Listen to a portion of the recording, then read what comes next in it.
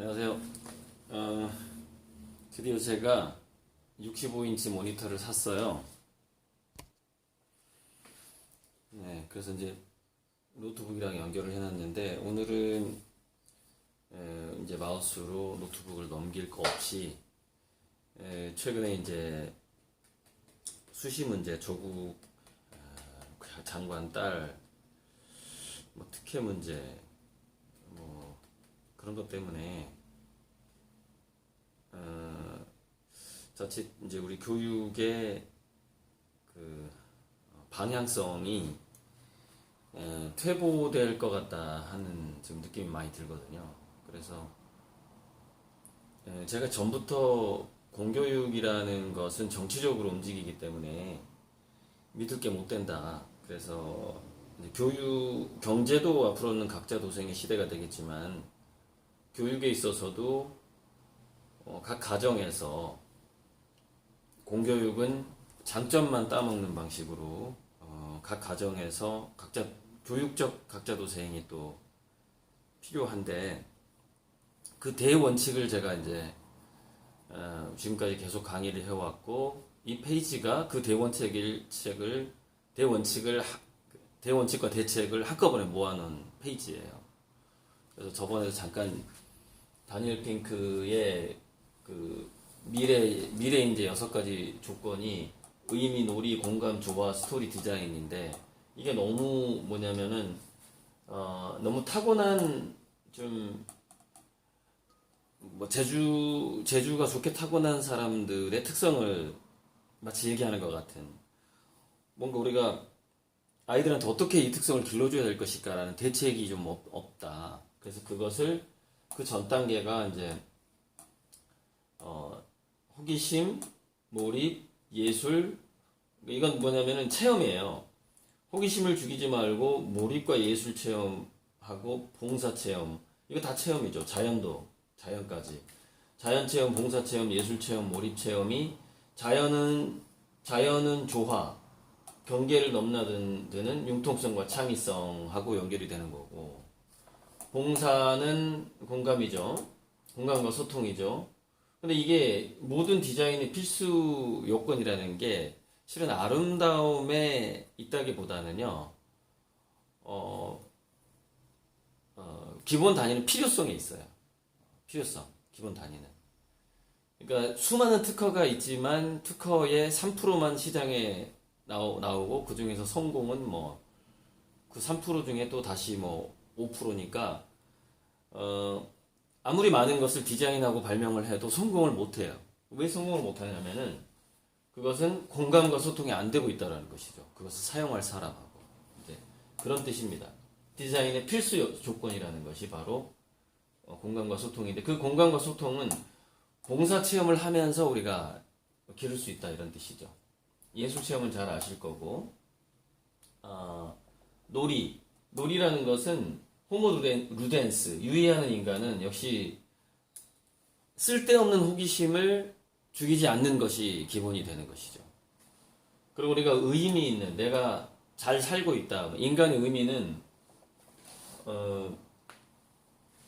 이게 이제 인간은 사회적 동물로 진화가 됐기 때문에 다른 사람에게 인정을 받아야지 삶의 의미를 느끼는 경향이 더 강해요. 실은 혼자서 자기한테 자기 자존감을 만들어낼 수도 있는데 그 또한 자기도 모르게 자기가 주변의 것들과 자기를 어느 정도 가치 평가를 비교해보는 그걸 벗어나기가 참 힘들죠.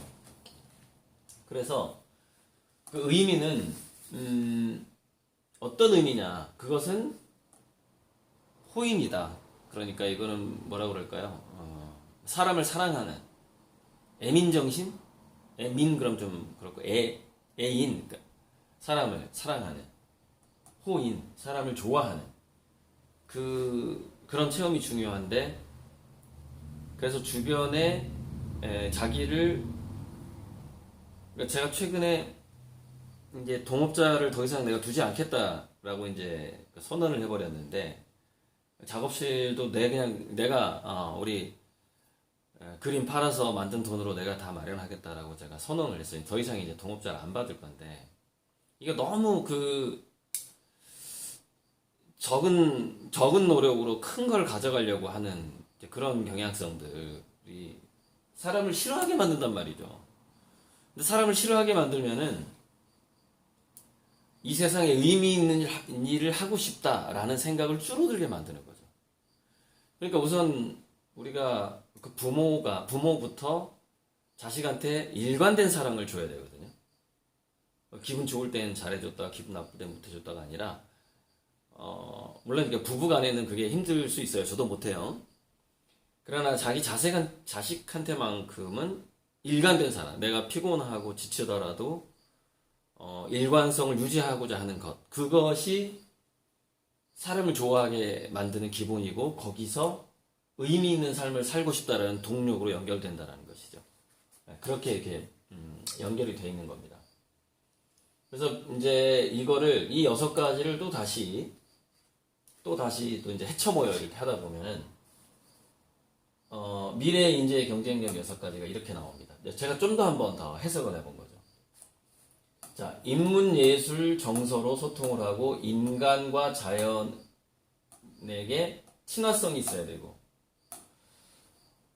통찰 창발을 할 수 있는 그 융복합성, 이거는 이제 여러 가지 그 독서까지 포함을 해서 이게 이제 생기려면 쉽지가 않죠.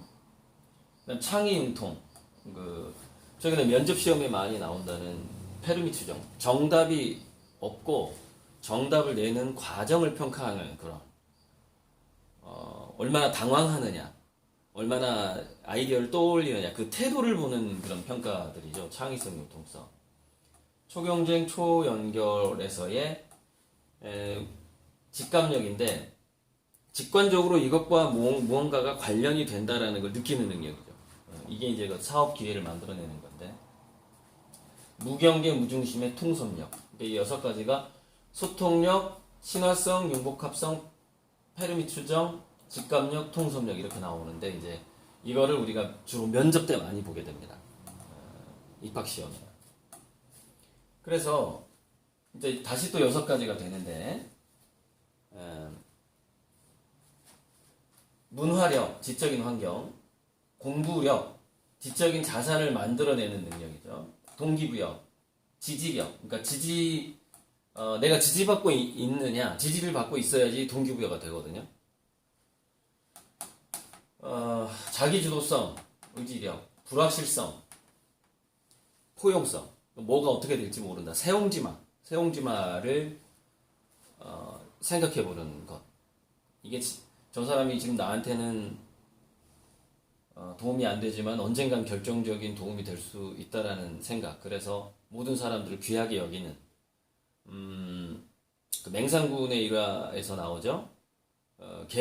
계명구도, 도둑질을 잘하는 사람하고 닭 울음소리를 흉내를 잘 내는 사람 때문에 목숨을 구한단 말이죠. 맹상군이. 그런 불확실성을 포용을 할 수 있는 능력들이죠. 그 다음에 숲을 보는 능력, 통섭력. 그런데 바로 이런 능력들이 미래 인재의 그 능력인데, 그러면 우리 학교는 어떻게 변해야 되냐? 뭐 변하지 않겠지만 학교는 어떻게 변해야 되느냐? 스쿨이라는 게 기본적으로 여유라는 어원을 가지고 있다라는 것에서 출발을 해야 됩니다. 학교는 한가해야 돼요. 스케줄이 빡빡하면 안 돼요. 그 진정한 학교의 출발이죠. 거기서 놀 것을 찾아서 몰입할 수 있어야 돼요. 그러니까 지금 현재 학교와 미래 학교가 얼마나 지금 다른가. 그걸 비교할 필요는 없어요. 제가 생각하는 학교는 이래야 된다는 것이죠. 여유에서 출발해서 그 한가함에서 호기심이 싹트고 거기서 놀이와 몰입이 일어나는데 보니까 애들이 전부 다 다양하게 몰입을 하고 다양하게 활동을 해요. 그 다양성, 개성이 존중이 돼야 되는데 그 중에서 이제 뭔가 공공의 문제 같은 것, 우리가 혼자서 해결할 수 없는 것들이 생긴단 말이죠. 그래서 그런 것들을 생각하다가 협력을 하게 되는 거죠. 또는 팀끼리 협력을 하다 보니까 옆에 있는 팀하고 또 경쟁을 하게 되는 거죠. 이렇게 여기까지 자연스럽게 이어지게 되는 겁니다. 그러다가 그 반복되는 그 반복되는 여유, 놀이, 다양성, 선택, 협력, 반복되는 이것의 반복을 통해서 조화를 만들어내는 달인이 되는 것. 그 방식으로 미래의 학교는 바뀌어야 되는데, 그래서 미래의 학교는 사회하고 학교가 분리되지 않아야 되는 거죠. 마을 학교 개념인 거지. 마을 자체가 그냥 학교인 거지. 마을 학교 개념이랑 아주 비슷하죠. 그게 이제 진정한 미래 학교고 또는 홈스쿨링이고 그럴 겁니다. 그러니까 홈스쿨링하고 마을 학교가 미래 학교에 가깝다고 볼 수 있어요. 이게 여행을 다니는 체험형 여행을 다니는 거라든가. 자, 그런데 이 전체를 하게 하는 더 기본적인 감정적인 해석을 제가 이제 맨 밑에다 깔아놨죠. 이렇게 딱 깔아놨는데, 자살하는 우울증으로 갈 것이냐, 자생하는 자주성으로 갈 것이냐예요. 그래서 제 이름을 자살 우울증, 자생 자주성이에요. 이쪽은 뭐냐면은, 그러니까 비슷한 건데, 자기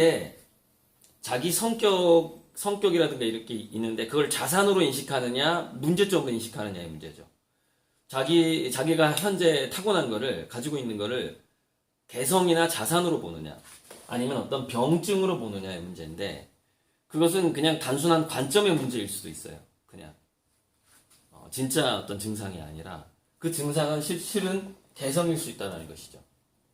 그런데, 어떻게 하면 그 아이가 증상으로 느끼지 않고 개성으로 느끼게 해줄 것이냐의 문제인 거죠. 그래서 그것을 이제 우리가 감정의 물질 차원으로 내려가서 생각을 해보니까, 자, 모든 생명체는 코나투스라는 생의 의지가 있어요. 코나투스. 니체가 자주 얘기했던 코나투스. 그래서 그 생의지가 뭘 만들어내냐면은 살고 싶으니까 기억해야 될 게 많아지는 거예요. 그래서 기억 물질을 만들어내는데 기억을 하기 위해서는 감정이 필요한 거죠. 우리 두뇌가 그렇게 연결이 돼 있어요. 감정적으로 뭔가가 어떤 감정이 결부되지 않으면 기억이 잘 안 되는 거죠. 그래서 그 여러 감정들 중에 제가 8가지를 골라봤어요. 자, 공포, 시기, 불안, 미안함, 원망, 망상, 후회, 회상, 반성, 성찰. 이거는 이제 이 부정적 감정에서 긍정적 감정으로 넘어가는 중간 다리예요. 자, 긍정적 감정으로 볼 수 있는 건 뭐냐? 감사, 사랑, 유희, 쾌락이에요. 유희, 쾌락 뭐 나쁜 것 같지만 이거는 기본적으로 좋은 겁니다. 그리고 분노와 슬픔이 있는데, 분노와 슬픔이 생존 방어적 분노와 슬픔이 있고 거룩한 분노와 슬픔이 있어요. 이걸 뭐라 그러냐? 공분이라고 그래요. 공분. 우리가 다 같이 행복하기 위해서는 저런 이기적인 인간이 없었으면 좋겠다. 어떤 제도를 통해서 저런 인간들을 제어할 것인가? 그런 게 거룩한 분노죠. 방법을 생각해 보는 거예요. 민주적인 방법을 생각해 보는 거죠.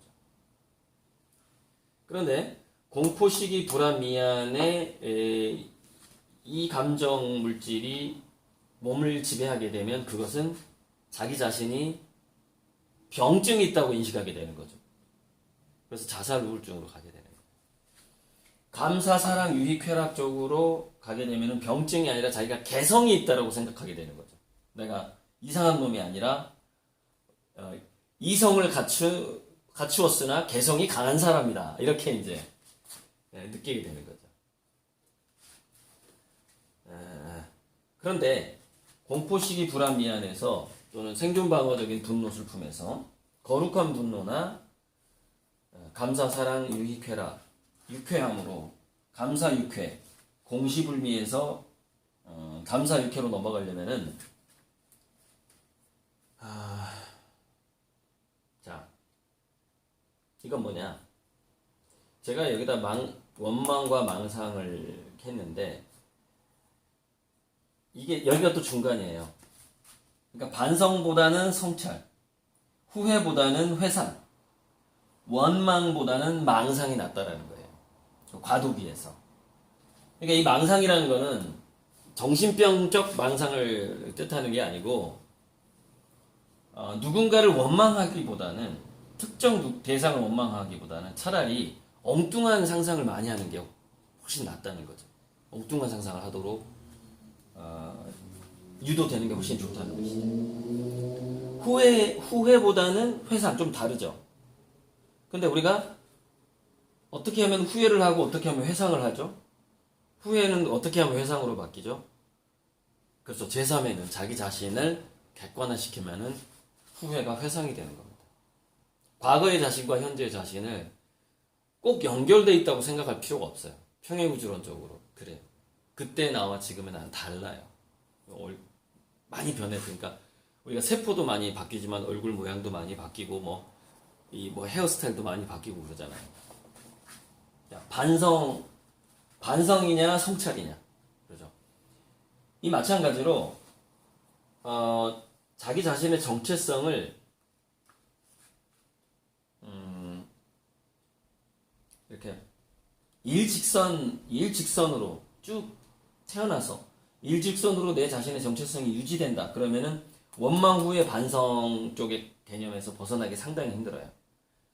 자기 자신은 얼마든지 변할 수 있고 지금 변하는 우주 속에서 내가 지속적으로 어떤 다른 우주로 이동하고 있다라는 그런 가치관을 가질 필요가 있거든요. 그건 도망가는 게 아니에요. 자기를 얼마든지 긍정적으로 변화시킬 수 있다는 믿음, 그 철학을 갖는 것이죠. 그것을 이해하는 거예요. 이 우주를 이해하는 거죠. 평행우주론을 이해해 가는 것이죠. 그러니까 여기서 공부나 이렇게 강의가 필요해요. 저 같은 사람이 강의를 듣는 게 좀 필요한데. 그러다 보면은 점차 원망하기보다는 뭔가 다른 상상을 해보게 되는 것이고, 후회하기보다는 회상을 하게 되고, 반성이라기보다는 좀 더 성숙한 성찰을 하게 되고, 그러다 보면은 감사해야 되겠구나 이렇게 바뀌는 거죠. 미안해하기보다는 감사해하는 거죠. 이게 제가 단계적으로 해놨거든요. 공포가 제일 나쁜 거고요. 제 기준으로. 그 다음에 시기가 굉장히 안 좋은 거예요. 이게 비교. 굉장히 나쁜 거에 해당합니다. 시기질투가. 불안. 시기질투보다 훨씬 나아요. 미안해하는 게 불안함보다는 훨씬 호전된 거야. 점점 좋아지고 있는 거예요. 자기가 반성하고 있는 거거든요. 미안해하다가 감사할 거리로 넘어가는 거예요. 이렇게 넘어가는 거예요. 그러다 감사할 거리가 눈에 띄다 보면은 이제 자기가 사랑할 거리가 생각나기 시작하는 거죠. 그래서 그 사랑 속에서 즐거움을 찾게 되는 것이고, 거기서 이제 이 쾌락이라는 것은 나쁜 어떤 쾌락이 아니라 그 상나가정, 좀 또 깨달음의 쾌락 이렇게 생각해 주시면 돼요. 유쾌라는 말을 만들기 위해서 여기서 쾌락이라고 했는데 어떤 깨달음의 기쁨 같은 것이죠. 그래서 제가 두통쇼에서 저희가 좀 무기가 있어요. 다리를 좀 묻네요. 두통쇼에서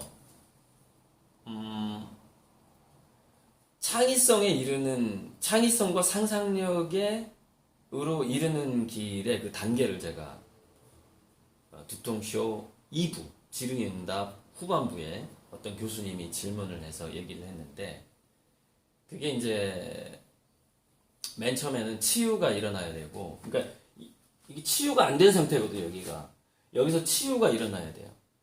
그 다음에 공감과 감사로 단계로 넘어가야 되고, 그 다음에 누군가를 사랑하게 되고, 그 사랑에서 그 두통쇼 선생가 뭐라고 얘기했죠? 사랑 이후에 뭐가 나타난다고요? 용기가 나타난다 그랬어요. 그러니까 여기서 이걸 치유하고 감사, 사랑으로, 공감이나 감사, 사랑으로 넘어가다 여기서 용기로 넘어가는 거죠. 용기가 뭐예요? 자기 개성을 인정하는 거예요. 자기를 드러내는 용기예요. 자기 개성. 그럼 자기 개성을 인정하는 용기 이후에 자기만의 상상력이 생기는 거죠. 자기만의 창의성이 생기는 것이죠. 결국 자기 현재를 증상으로 보느냐 개성으로 보느냐의 문제인데, 증상으로 보는 거에서 개성으로 인정하는 데까지가 이렇게 좀 꽤 걸리는 겁니다. 상처를 힐링해야 되고, 그래서 자기가 개성을 이건 나의 개성이다 라고 생각해보고 용기 있게 자기 개성을 드러내보기도 하고 그 과정에서 창의력과 상상력으로 연결이 되는 것이고 그러면 자기가 그 창의력과 상상력이 생겼을 때 어떤 거를 이게 다양성 단계가 창의력과 상상력 단계죠. 어떤 것을 선택하거나 협력하게 되는 것이죠. 그리고 그 분야에서 자기는 달인이 되어가는 것이죠.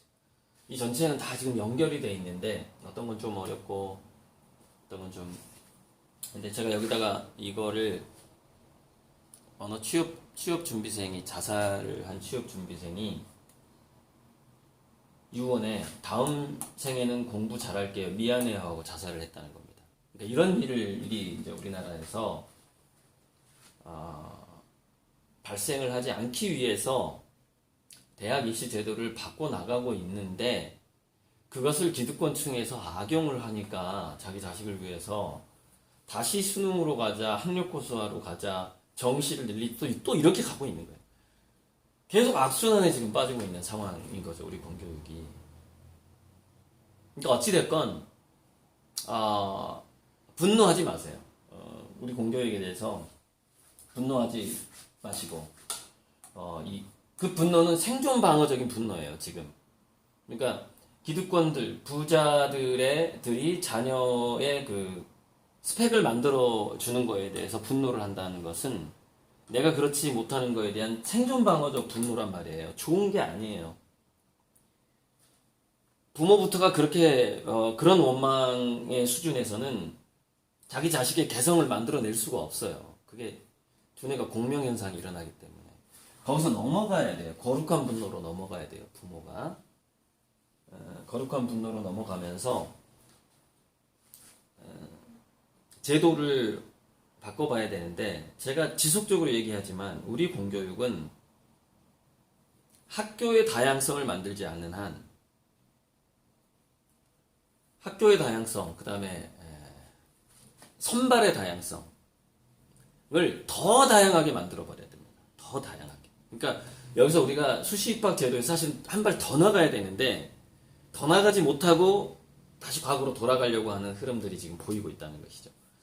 참 안타까워서 이 고비를 넘어가야 되는데 마치 그 언캐니 밸리처럼 이 죽음의 계곡을 넘어가서 더 다양해져야 된다는 것이죠. 그래서 이제 더 다양하게 특히 이제 뭐 서울대라든가 이런 데서 조금 더 다양하게 학생들을 뽑는 기준을 많이 마련해 줘야 돼요. 좋은 학교에서. 그게 일단 1차적인 단계가 될 것 같고 그래서 서울대 개혁이라든가 서울대를 없앤다고 해서 또 문제가 되는 게 아니에요. 그럼 또 2차 서울대가 또 생긴단 말이에요. 그게 아니라 서울대라는 걸 상징적으로 놓고 이걸 어떻게 바꿔버릴 것인가 연구를 하는 게 훨씬 합리적이죠. 마지막에 서울대 얘기로 결국 또 끝나게 되는데 우리나라의 명문대 프리미엄은 제가 예전부터 강의를 했지만 앞으로 제가 한 8년 전에 50년 갈 거라고 했는데 제 생각엔 35년 정도는 갈 것 같습니다. 더 줄어들긴 했어요. 인공지능 시대가 오면서 명문대 프리미엄이 급속도로 줄어들고 있긴 해요. 하지만 상당히 간다는 거죠. 한 세대는 간다는 것이죠. 그래서 우리가 한번 입시 제도를 좋은 학교일수록 입시 제도를 더 다양화시켜야 된다. 그래서 부자들이 돈이 부족해서 스펙을 만들 수 없도록 만들어버려야 돼요. 차라리 더 다양하게 만들어버리는 거죠. 이것저것 정신없게 만들어버리는 거예요. 그러면은 부잣집이 아닌 쪽에서는 정신없지만 그 중에서 하나를 자기가 전략적으로 선택을 하게 된다는 거죠. 그러니까 지금의 다양성 가지고는 기득권하고 부자들이 훨씬 유리한데 여기서 다양성이 더 많아져 버리면 돈으로 해결이 안 되는 상황을 만들어내야 된다는 것이죠. 부모의 계산으로 해결이 안 될 정도로 다양해져야 돼요. 그럼 아이 스스로 찾아서 그 어떤 길을 다양한 등산로 중에 나는 이 길로 한번 해보자. 내가 한번 성공을 해보자. 이렇게 전화